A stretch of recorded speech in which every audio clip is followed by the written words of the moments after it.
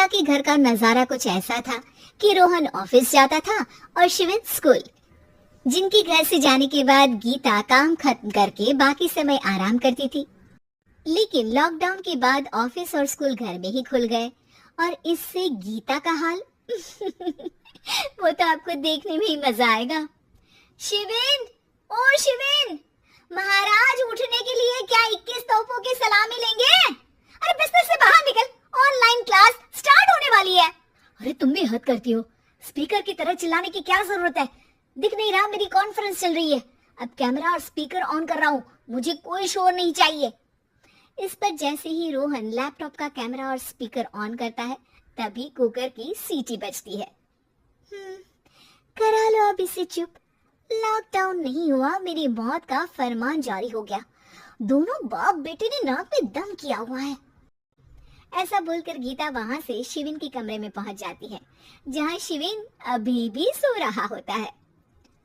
ओ RC, अब अगर 5 minute में नहीं उठाना तो आज तेरा गेम और यूट्यूब कैंसिल। माँ की बात सुनकर शिविन बिना 1 मिनट गंवाए उठ खड़ा होता है। उठ गया, अभी नहाकर भी आता हूँ। ये नाटक कहीं और, मुंह पर गीला कपड़ा मार और पढ़ने बैठ। शिविन की ऑनलाइन क्लास स्टार्ट हो जाती है, जिस पर गीता उसे वहां बिठाकर रसोई में चली जाती है। थोड़ी देर में उसे कमरे से कुछ आवाज सुनाई देती है, जिसे सुनकर वो कमरे में वापस आती है। हाय राम, तुझे क्लास अटेंड करने के लिए बोला था, कैमरा ऑफ करके बिस्तर पर नाचने के लिए नहीं बोला था। मम्मी मुझे कुछ समझ नहीं आ रहा, आप बाद में पढ़ा देना ना, वैसे भी अटेंडेंस तो लगी गई है। हाँ बेटा, जरूर बन जा, तो अभी से हम सबका बाप बन जा। अरे नहीं मतलब कहाँ से लाते हो इतना दिमाग, और पढ़ाई करते हुए ये चला कहाँ जाता है? नाइस क्वेश्चन, दिमाग से पूछकर बता दूंगा। शिविन की बातों से परेशान होकर गीता उसे मारने के लिए जैसे ही आगे बढ़ती है तभी वो कमरे से बाहर भाग जाता है। अब शिविन आगे और गीता हाथ में चप्पल पकड़े उसके पीछे पीछे पूरे घर में दोनों घूम रहे होते हैं। इसी बीच वो रोहन के पास पहुंच जाता है और शिविन को मारने वाली चप्पल रोहन के लैपटॉप पर जाकर गिरती है। ओए माँ! मम्मी, आप पापा को चप्पल मार रही हो? वो आज तक के रिपोर्टर, चुपचाप जाकर क्लास अटेंड कर ले, नहीं तो अगली तेरे पीछे लगेगी।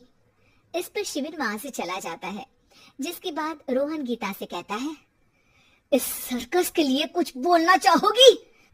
अरे क्या करूं, जब से तुम दोनों घर में रहने लगे हो, घर अपने आप ही सर्कस बन गया है और मैं तुम्हारी नौकर। कभी बेटी को संभालो तो कभी बाप के नखरे उठाओ। इन्हीं सब उथल पुथल में दिन बीतते रहते हैं, जिसमें हर रोज घर के अंदर कुछ नया सियप्पा खड़ा मिलता है, जो ज्यादातर शिविन और रोहन के ऑनलाइन स्कूल और ऑफिस से रिलेटेड ही होता है। एक सुबह, शिविन चल उठ, आज की क्लास जल्दी है।